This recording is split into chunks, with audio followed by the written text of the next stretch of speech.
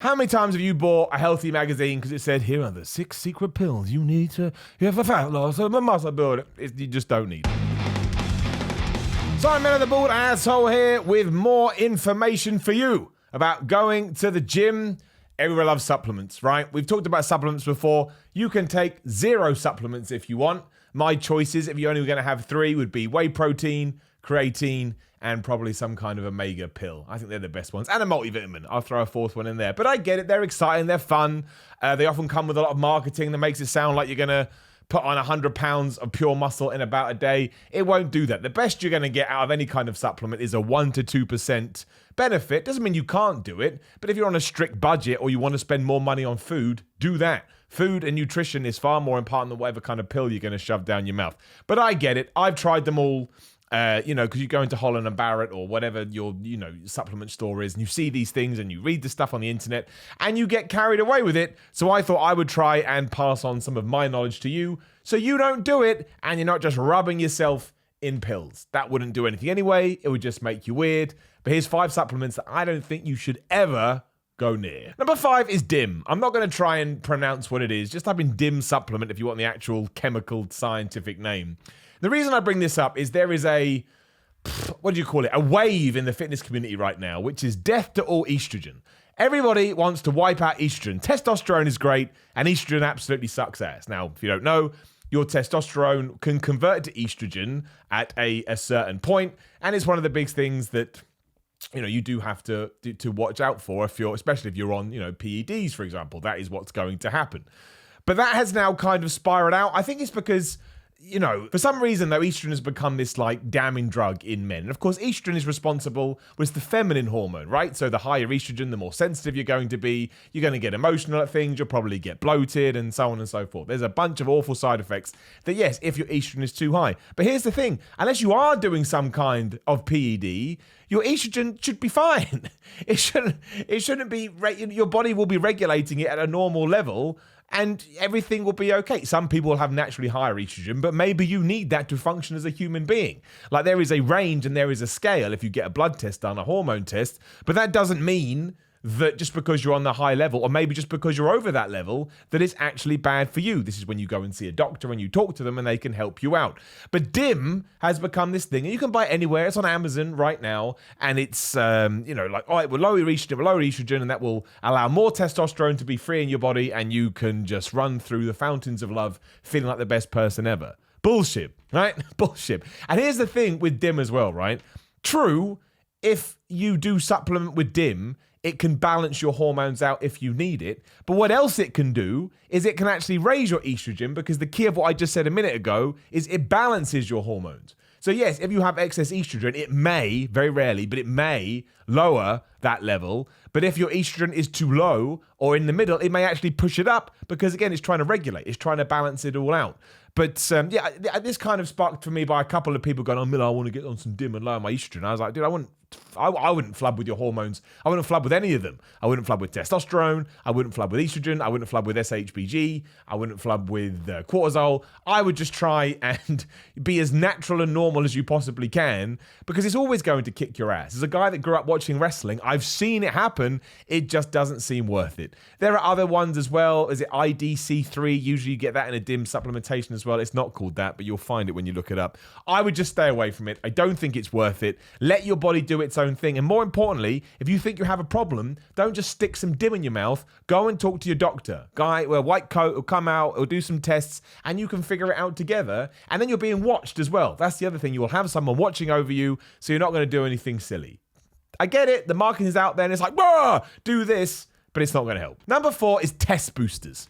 Oh my gosh, I rant about this a lot. Test boosters. Testosterone boosters do not work, right? They do not work. And if they do, they're going to raise your test by 0.2%. Just look at the ingredients on the back. It's stuff like fenugreek, vitamin A, vitamin B12. What is this going to do to your testosterone levels other than maybe elevate it by 1 point which you're not going to see any benefit from. And I get it. I understand. I bought into it as well. That's why I'm telling you this right now. I want to save you hundreds of pounds. I once bought one. I won't name names because there's no point. It was like 90 quid. I didn't have 90 quid. I have 90 quid now. What the fuck was I doing? But I thought, I just want to check. And what did it do? Nothing. It was just a bunch of multivitamins that was dollied up as a test booster. And of course it works. That's what the fitness industry does.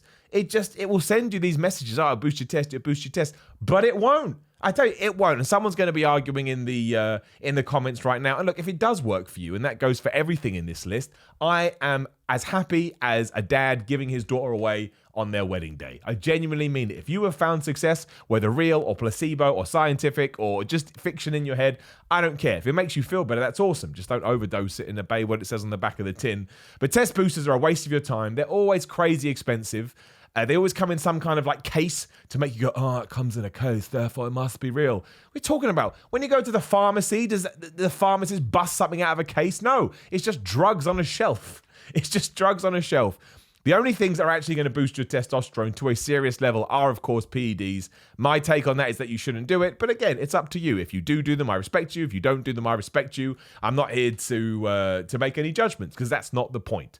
But if you are thinking about spending hundreds of pounds of test boosters that you can get on the internet, and they're all cool stuff like test rage, like warrior test, it's like, what's going on? It doesn't do anything. Again, if you think you have a testosterone problem, go and talk to your doctor. Like TRT is getting more and more popular all the time. They can help you out. They will help you out. And you should be helped out. You want to feel good. Number 4 tying into that is Tribulus. My word. And look, I respect you all. I love you. But the amount of messages I get, oh, Mel, I've heard about this Tribulus. It comes from a plant and it's going to make me... No, it doesn't. It doesn't boost testosterone levels. There are some tiny scientific experiments that say they experimented on it in men for like 90 days. And they saw a little bit of fluctuate or an increase, but then it just stopped. But there are far more studies that say they gave 100 men Tribulus and they gave 100 men a placebo and it did nothing. Now, where this myth comes from is that Tribulus will make you hornier, right? It will boost your libido a little bit. It's a plant extract. It will do that. So yeah, maybe if you're struggling to get in the mood, you could try some Tribulus.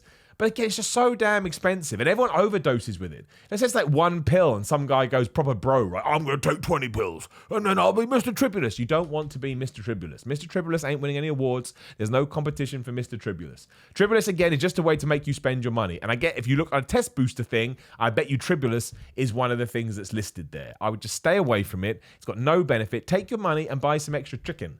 Take your money and buy some extra salmon, some fish, some tuna, whatever it is. Invest in protein. Don't invest in Tribulus. Number 2 is LCarnitine, whatever it is. Now, this one isn't actually that bad. And if you do want to supplement with it, it will probably help you a little bit. It's there to boost fat loss, right? It will allow your body to lose fat a little bit better. Again, it's twofold why this has become so popular. One, because a lot of athletes use it. Mo Farah did an article recently and he mentioned that he supplements with it. So, of course, everyone goes, oh, well, if an Olympic athlete is using it, I should use it.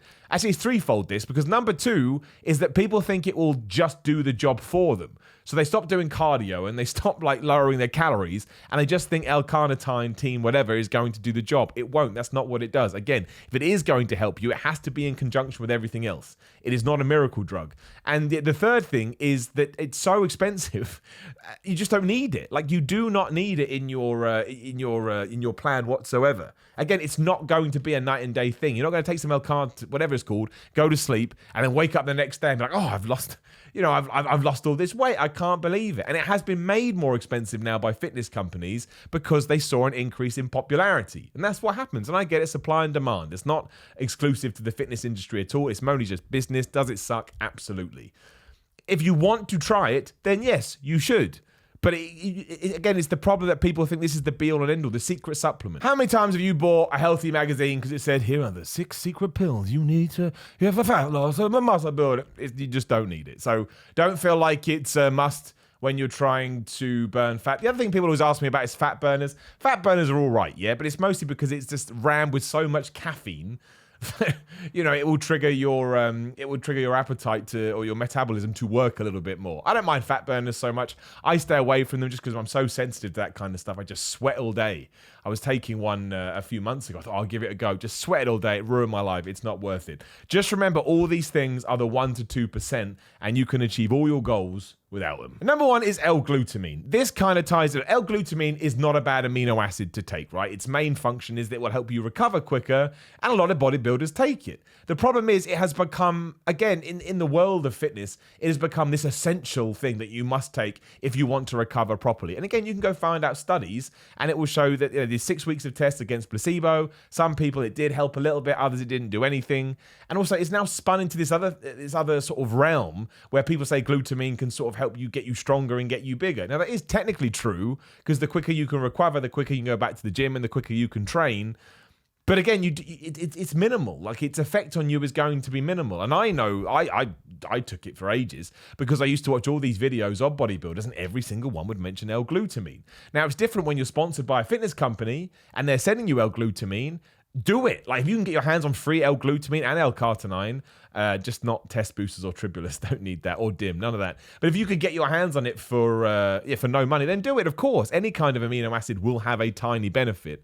But so many people feel the need to spend all their cash on this stuff, not realizing it's not helping them at all. And L-glutamine is one you just see everywhere. Again, we go back to the magazines. That word has probably been on there more than the title, which doesn't make any sense because there's no magazine that's going to come out with that title at the top, at the header. If you want to try it, awesome. But just don't buy into the myth that it's a night and day. And I get it to a certain point too. I used to do it. I used to think, well, if I want to get big and jacked, I need to be taking all of this kind of stuff, because otherwise what am I doing differently from anybody else? That's not how it works. It comes down to motivation. It comes down to dedication. It comes down to consistency, making sure you're doing progressive overload in the gym, making sure your diet is on point, making sure you're getting the right amounts of proteins, carbs, and fats, and all of this nonsense. They are the building blocks to building a better body. And again, the clue's in the name, supplement. So you are supplementing with them. You're adding them onto something else. It's like when whey protein blew up. Everyone all of a sudden thought, oh, I don't need to eat any food anymore. I'll just drink whey protein. It's a supplement. So it's if you're struggling to get the amount of protein you need in a day, you can have a whey protein shake a couple of times and you'll push the numbers upwards. It doesn't mean you drink 17 protein shakes a day. And you can if you want, but real whole food is always going to have more nutritional value. It just is, and it's just more normal for your body cycle. Don't take any of them. And I'm sure there'll be other ones as well that I haven't come up with, but they're the 5 that I see banded around a lot that I would always shoo people away from. Again, the first 3 I would never take, and the last 2, they're okay, but they're so expensive, and the price seems to be going up and up and up, and I hate seeing people waste their money. It doesn't seem fair. Like the video, share the video, subscribe to the channel. It's right there. Hit that bell button. On Instagram and Twitter at Simon316. All of this is in the description below, so you can just click and a link will whisk you away. Go to Patreon, patreon.com/Simon316. Even if you throw $1 in, it helps me so much. Thank you for the support. Thank you for watching. Bald Asshole signing out.